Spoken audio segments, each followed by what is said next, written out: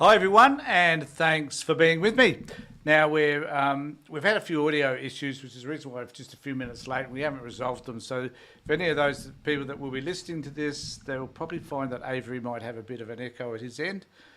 We don't know why. Been working on it for about 30 minutes, but we're trying to resolve it. So today we're going to talk about Christmas. What does it mean? And given that Avery and I are both atheists, it probably has very little significance. Well, I'll speak for myself, then Avery can speak for himself. But it has very little significance for me. And at this Christmas time, we've got two of our grandchildren with us, so we're doing some Christmas gifts or some gifts for them. Call it Christmas, call it whatever you like. But we are endeavouring to do what we can. And also, I'm also broadcasting this not only on YouTube but also on Facebook, and that seems to be going through at the moment. So we're going to have a discussion on what does Christmas mean, because it doesn't seem to mean have any great significance for me, and I'll let Avery speak for that. So excuse Avery's feedback. I hope it's tolerable. Let me know what you think. And hi Avery, it's good to see you, mate. Yeah, how are you, Tony? I'm pretty damn well, thank you, mate. I don't have any feedback at my end, but we know when we did the pre-recording there was, Yeah. so hopefully that can be resolved. I can hear my voice coming back to me. All right, and I only hear your voice coming one way, so that's the most important thing at the moment. So tell us a little bit about the way you view Christmas, and whether or not you see it as a valuable activity, or whether you have a completely different perspective over it. I think that Charles Dickens summed it up perfectly in the book A Christmas Carol when he has Scrooge saying "Bah humbug." All right, and what is there about that you? So he says, yes, Scrooge saying "Bah humbug," meaning he disagrees, or that Christmas is a non-Scroogey event. Scrooge in the book thought it was a lot of garbage. Yep. So And that I was think pretty Dickens. much that Dickens too as saying. well. So Yeah, Dickens thought it was a lot of garbage. yeah. And why do you particularly think it's look? It's two things I discovered the other day. It's definitely, you can't deny the fact that it is about Christmas, because Christ is the symbol of Christmas, I guess, the birth of Christ, whatever. And Mass is Roman Catholic thing. Like you've got to have Mass. So I think Yeah. there's two connections between the two. So it's definitely Christ Jesus and Mass being the religious content of all of that.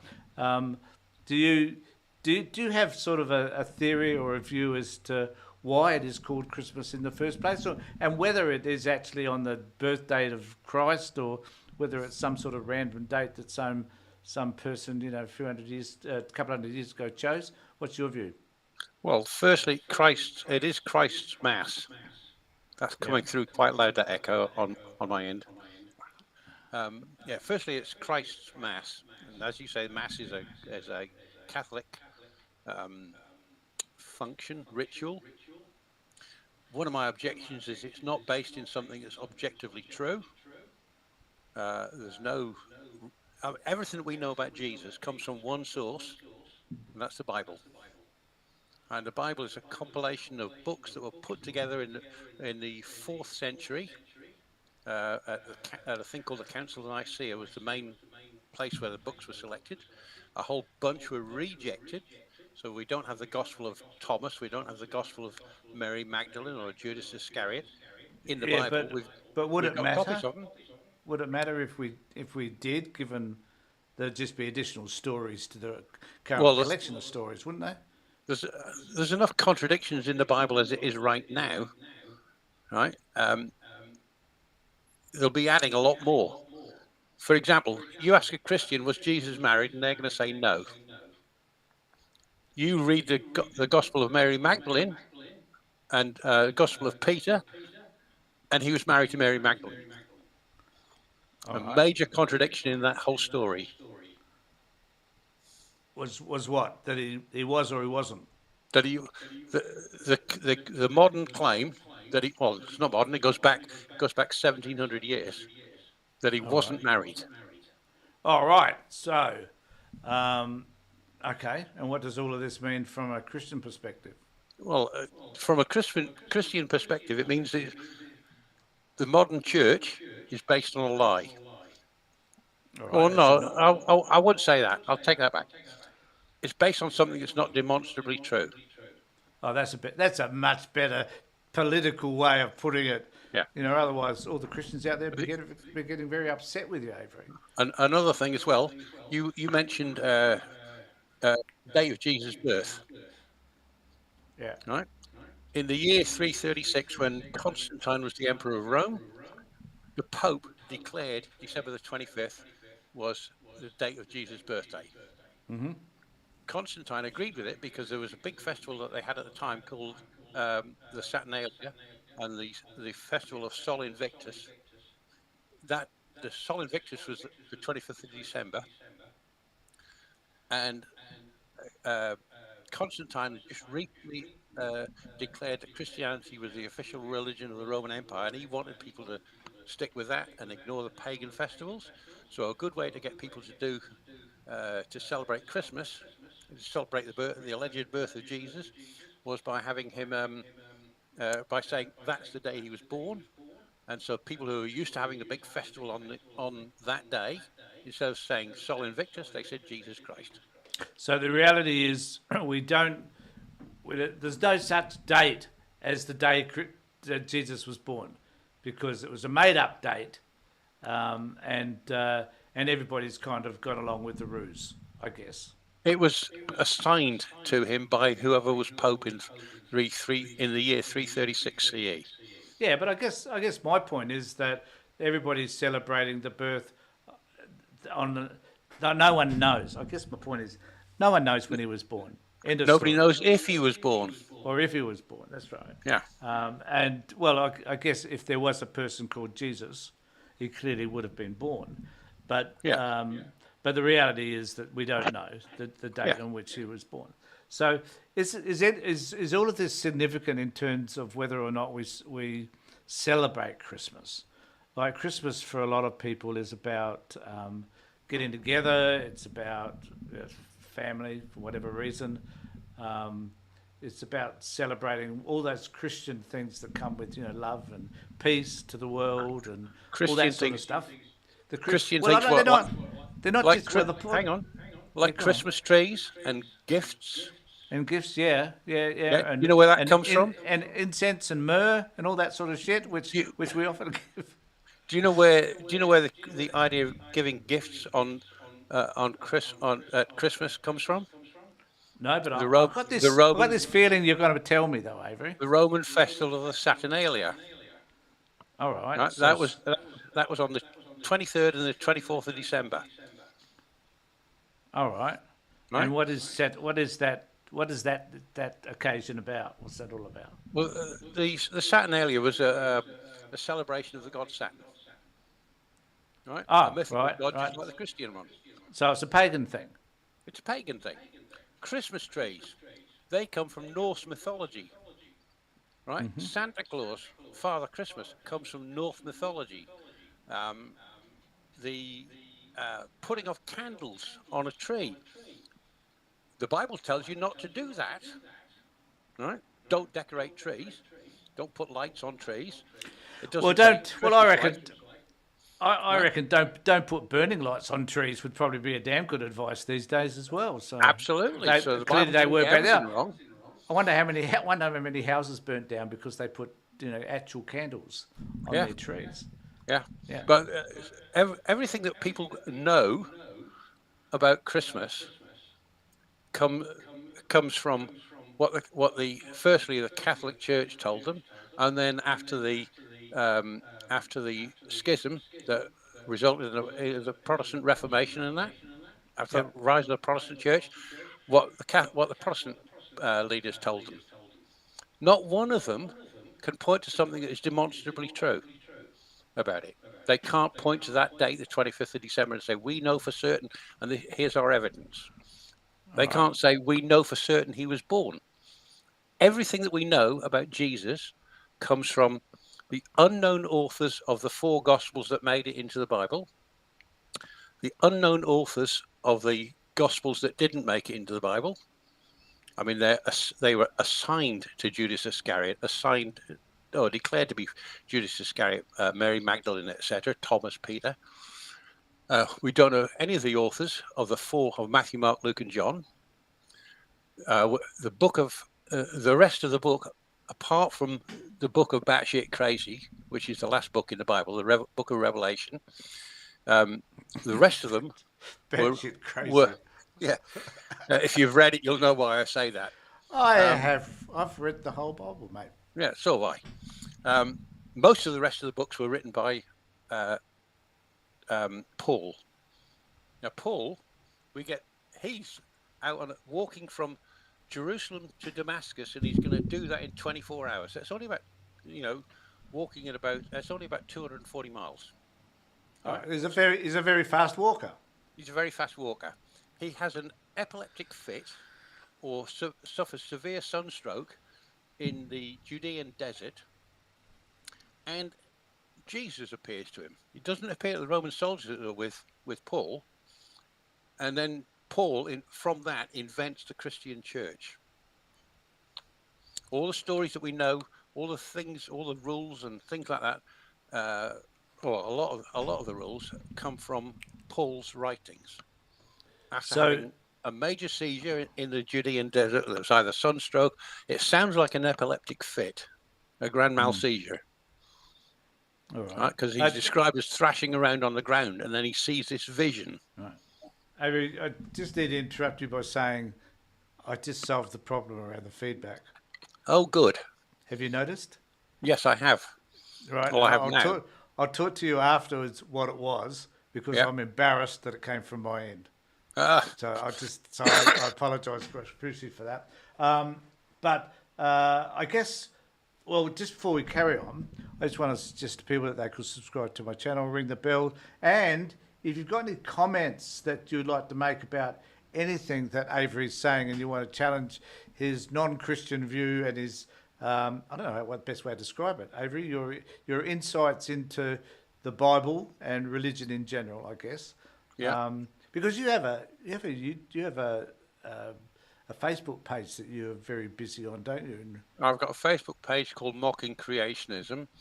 That is, I don't know, I've got nearly 17,000 followers on that. Right. I've got 2 YouTube channels, one called The Evangelical Atheist. Thank you, Dee, for coming up with that. All right.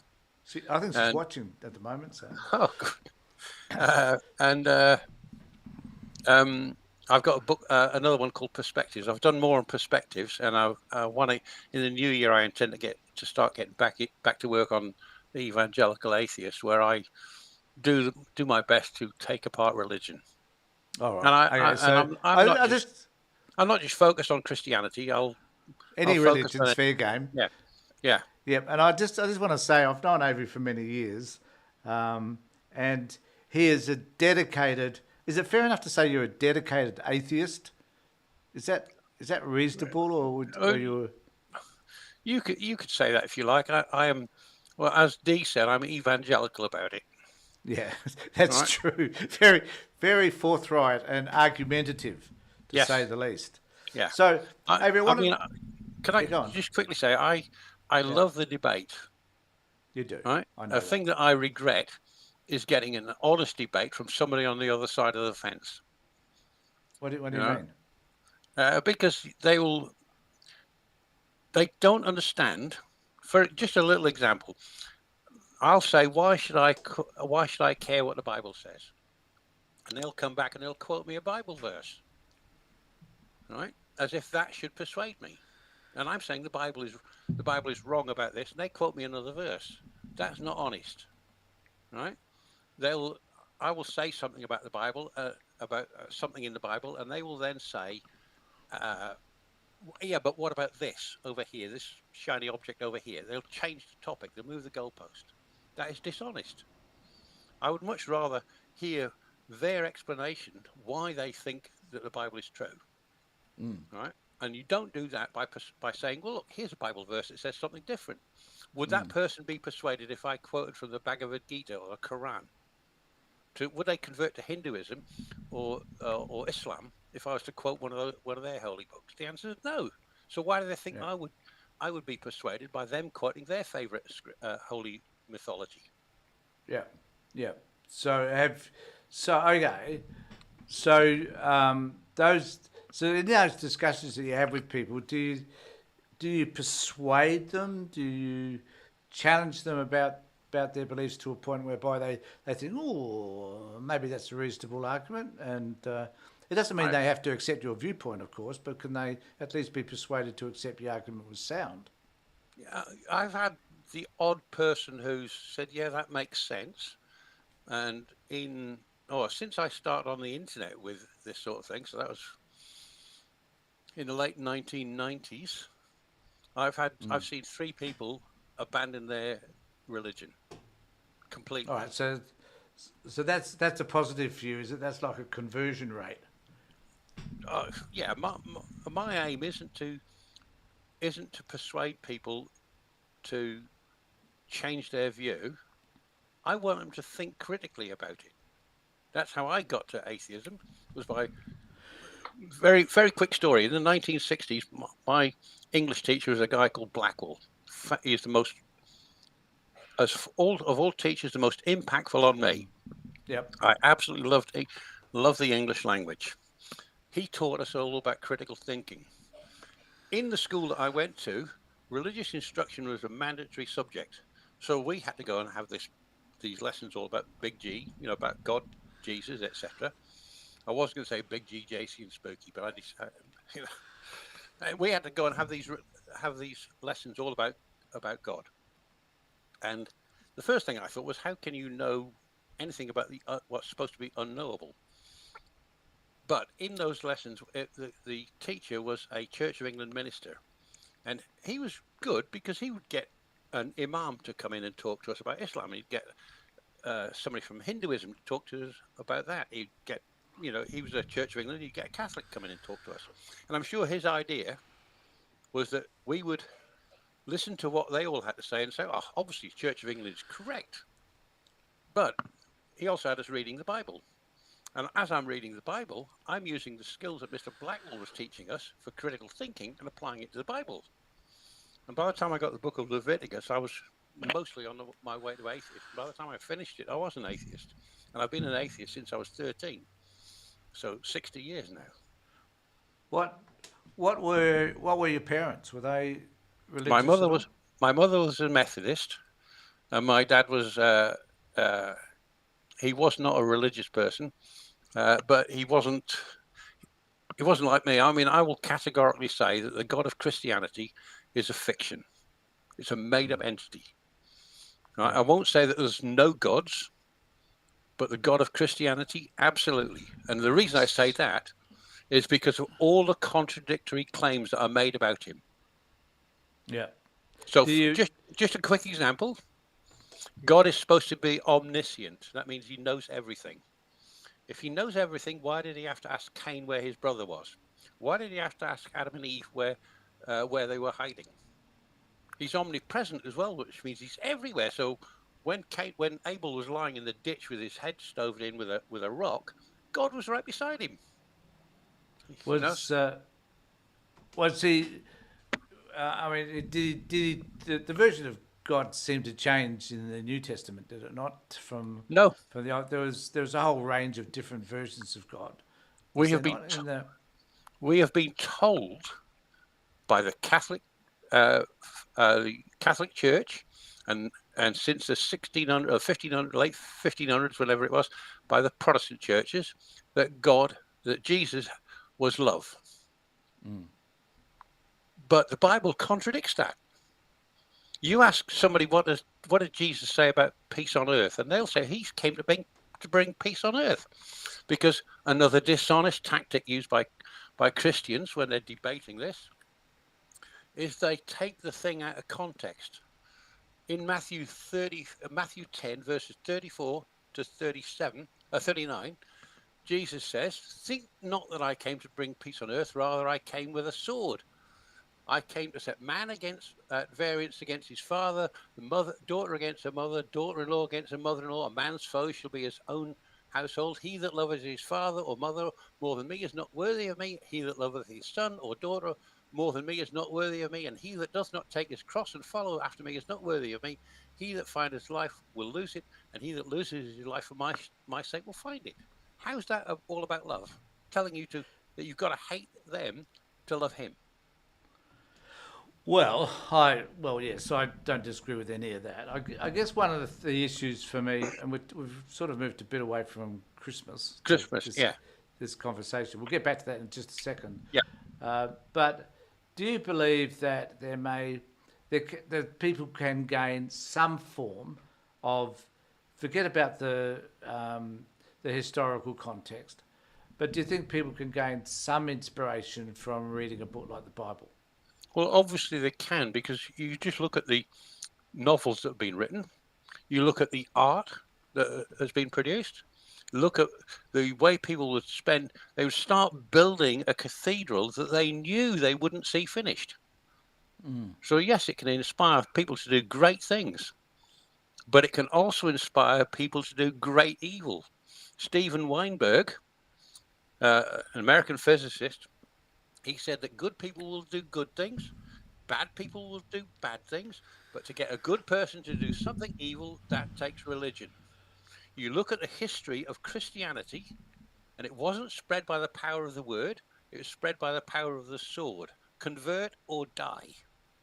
But can I guess? Yeah, look, I don't disagree with that. I suppose my concern would be that there are people who genuinely believe the orthodoxy, I guess, but there are people who find some form of inspiration. Now, I agree there are some who distort what religion means, and they sort of pretzel it into their own sort of shaping, if you like, about how that should look. I agree with that. But I also think that there are a lot of good people, and I'm talking about not just Christianity, about any religion, in fact. There are people that can find some value in those sorts of beliefs. You know, it is, because at the end of the day, it is just a belief system, isn't it? Yeah. Apart from everything else. Yeah. The thing is that those people that find value, moral inspiration, we'll say, from the Bible, right, would find it anyway.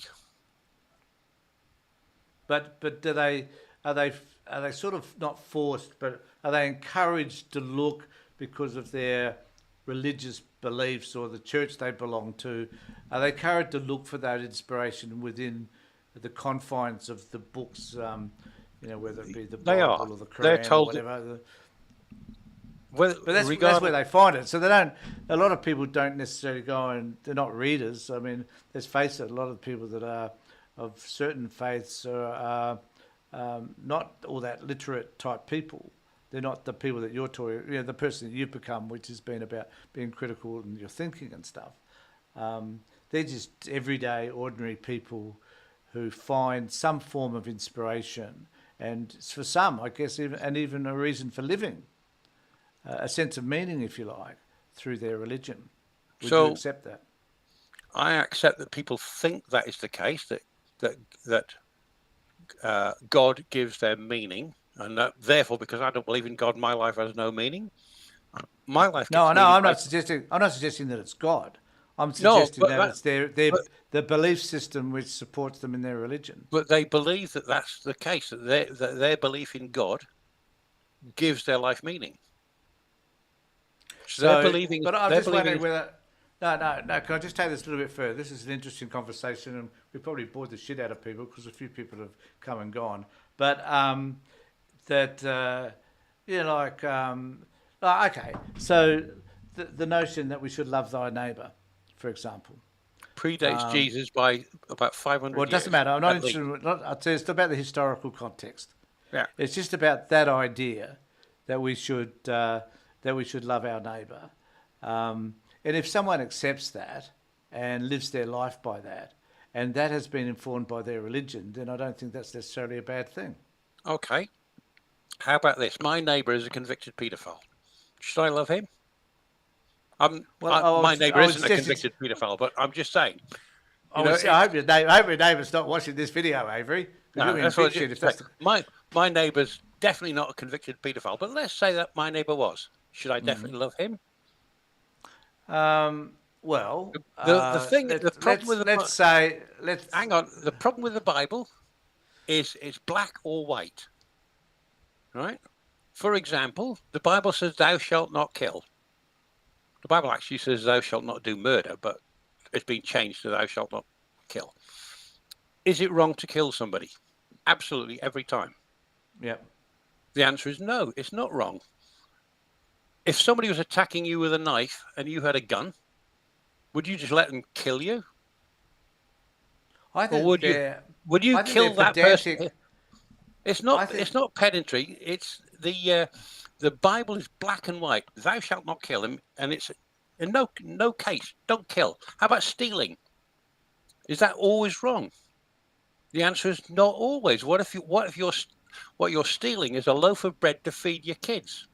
I would argue that some of those things that you're talking about can be viewed as guidelines. They're not necessarily a circumstance under every occasion.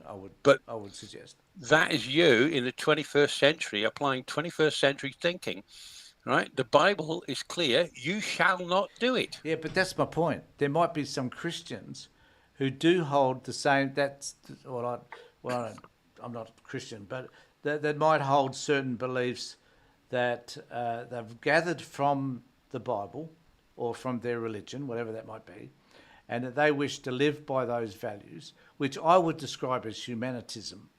Yeah, So humanism. so that's who we are as a human and a view that we have of the world, which is based on ethics and principles Yeah, and that sort of stuff. But some people, their values that are important to me. But there might be some people in the world who associate those same values to their understanding of their religion.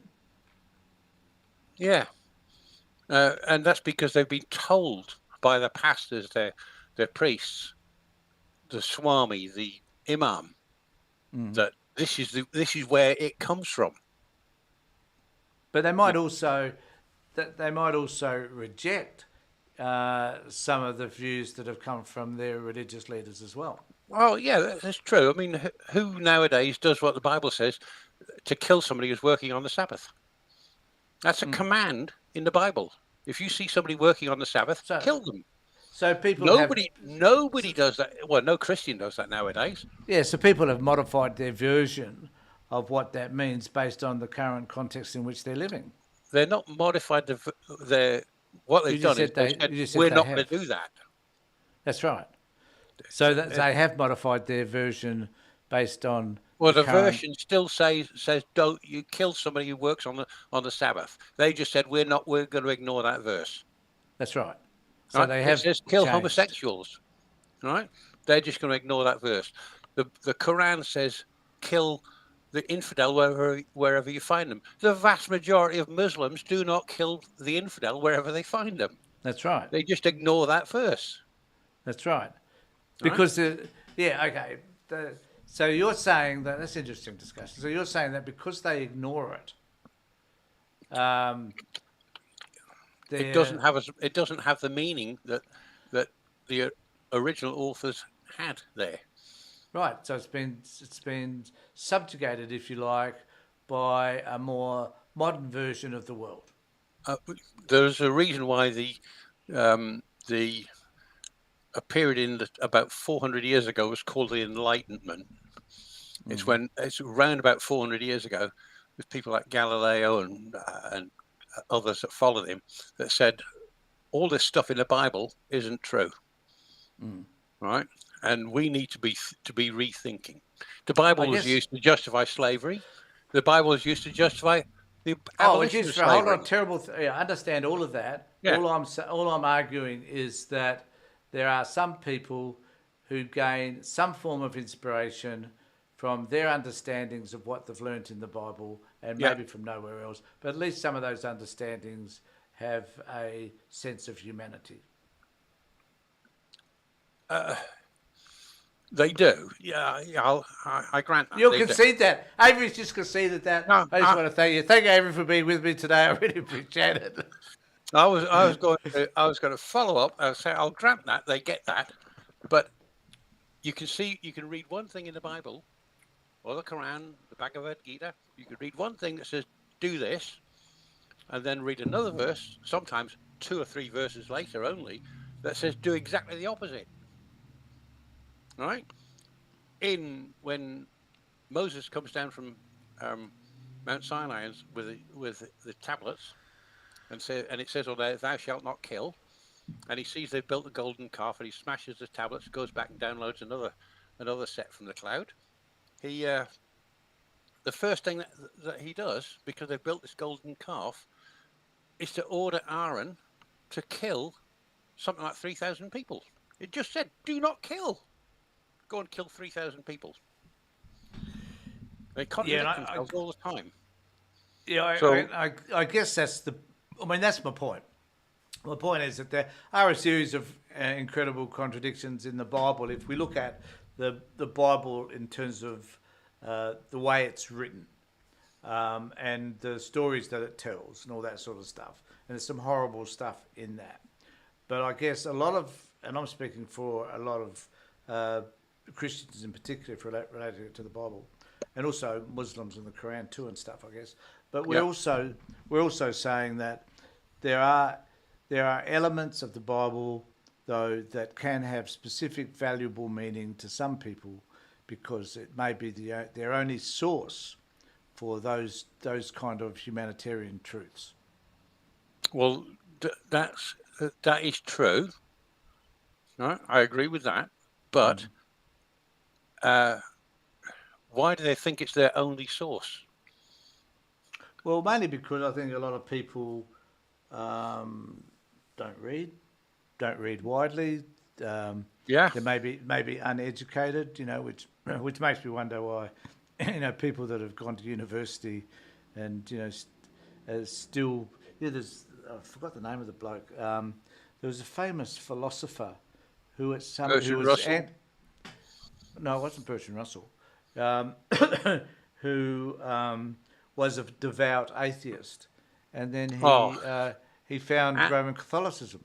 And okay, you could be thinking about Anthony Flew. He was a philosopher. So. I know the name if I heard it. But yeah, so not Francis Collins.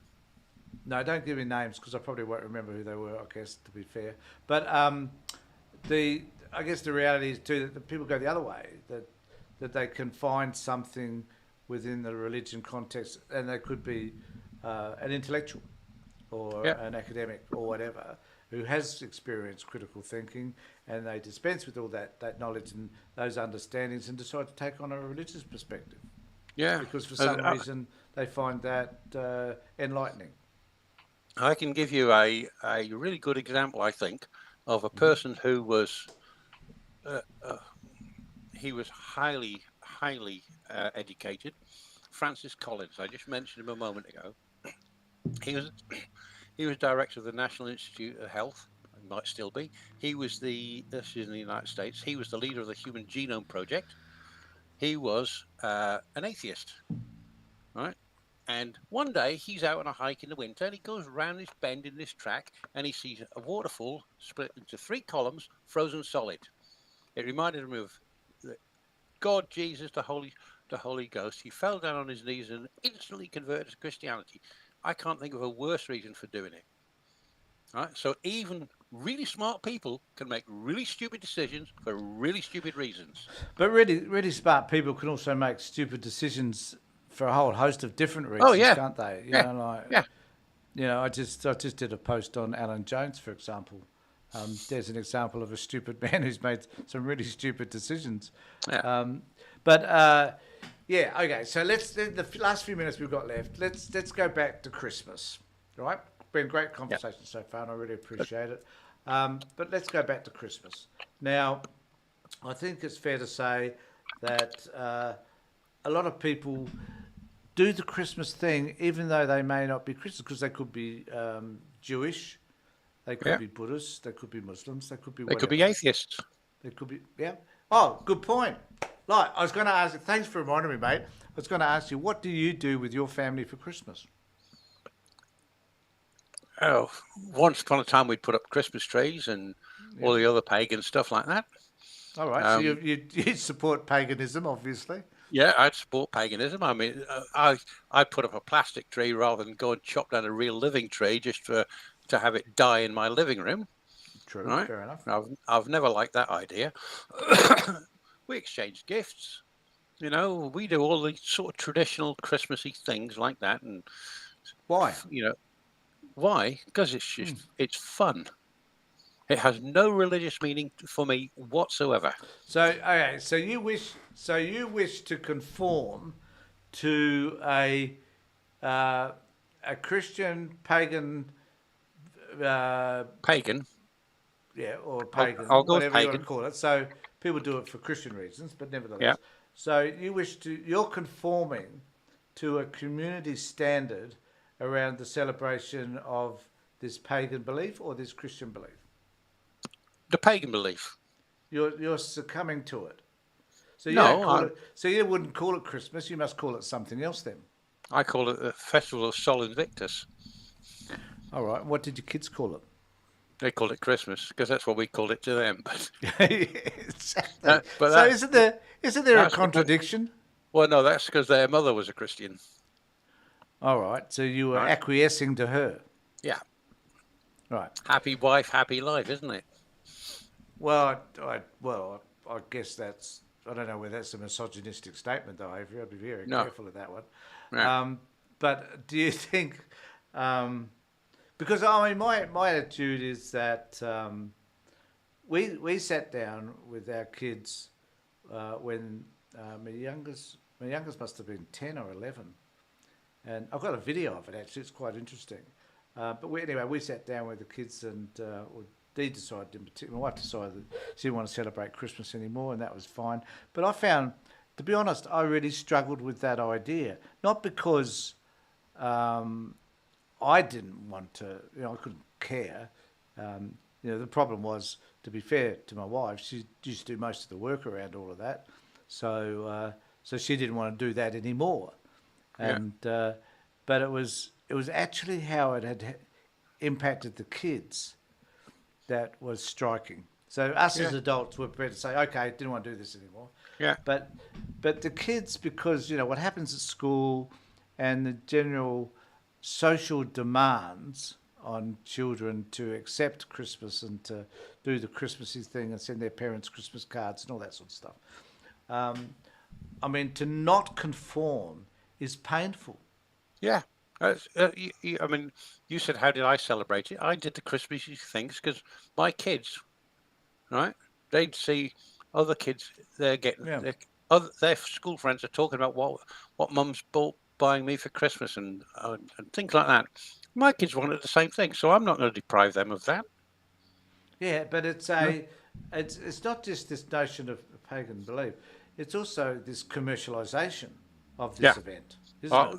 One of the things that when you said that you wanted to discuss the meaning of Christmas, my immediate thought was the true meaning of Christmas is it's most meaningful, not the true meaning, it's most meaningful to people who produce Christmas cards, people who produce wrapping paper, people who produce toys, people how about Amazon?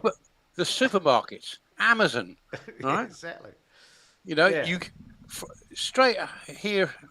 Straight after what's that bloody horse race in Victoria? Melbourne Cup. Straight after the Melbourne Cup, you go into Woolworths or Coles, and all you can hear is freaking Christmas carols.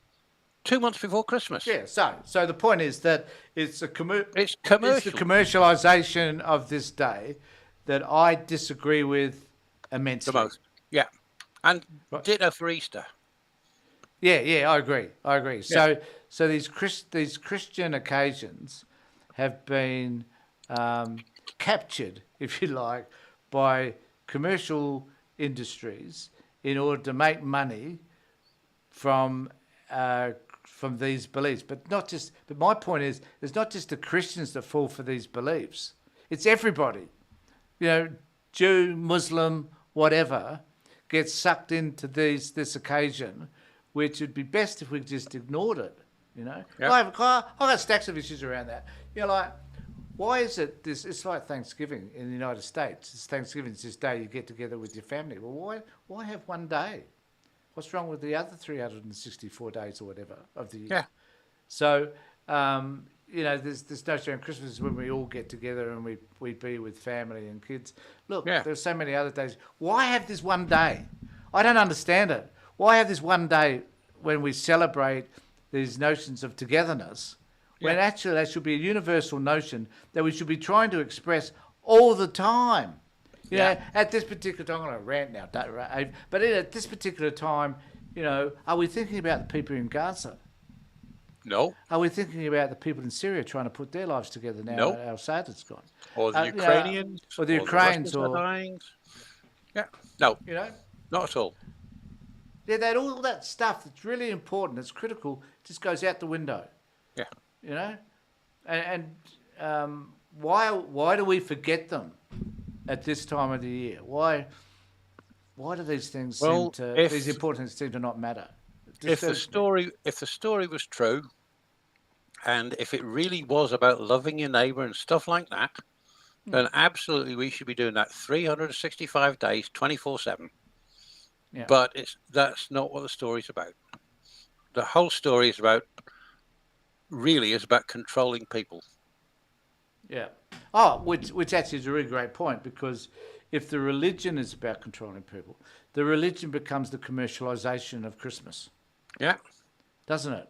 Because that's about controlling us. It's about, like, there's a story I said about my kids were really disappointed when we chose not to do Christmas. And, because they have been sold this story. This commercialized story of Christmas. Yeah. There's the whole thing. I've taught it for years.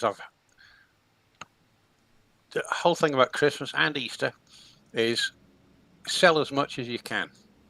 Yeah. Right? Start promoting. I mean, after Christmas this year, it'll be very early January. They'll be selling stuff for Easter, which isn't till the early April next year. But it'll be in the stores in the supermarkets on the first week of January. It's all about commercial. I've got no time for the religion itself, right? But that is supposed to be it's supposed to be celebrating the birth of Jesus, who is allegedly our Lord and Savior. I don't have a Lord, right? I don't need a savior, but that's what it's all meant to be about. Yeah. And it's not. It's all about sell as much as we can, eat as much as you can, get really drunk and things like that. Don't let the kids get drunk. How many people go to church on Christmas Day? Not all that many. I know. I know my. I probably shouldn't say this. I know. I've got a son-in-law whose mother, like he's 40 odd, whose mother insists that he goes to church on Christmas Day. What's all that about? She's a Roman Catholic. Why is that such a big deal? Yeah. So, look, it's been a great discussion, mate. I just hope that someone who logs in later can excuse the feedback that we had to start with, and I'll talk to you in a moment what that was about. Yeah. I've now discovered the problem. So, okay. So next week is you available Thursday next week for another one? Yeah. No, that's Christmas Day, isn't it? No, that's Boxing Day. It's Boxing Day. Boxing Day. So if very you're quickly, around, you know what Boxing Day's about? Boxing. Yeah, everybody opens their Christmas gifts on Christmas Day. Boxing Day is the day that they're supposed to be opening their gifts. Is that the reason? Because the three wise men that never existed turned up the day after Jesus was born with their gifts: gold, frankincense, and myrrh. Right. Okay. So I thought it was because they threw out all the boxes we had for Christmas Day. I didn't read this reason. So, look, thanks, Avery, for being with me. Stay online. We'll have a chat afterwards. Yeah. In the meantime, if anybody would like to subscribe to our channel, please consider that and do so. I really appreciate it. Ring the bell for further notifications. Got some really interesting posts coming out in the next few days around politics in particular, and politics here in Australia and the US. Let me know what you think. In the meantime, take care, look after yourselves, and more importantly, be safe.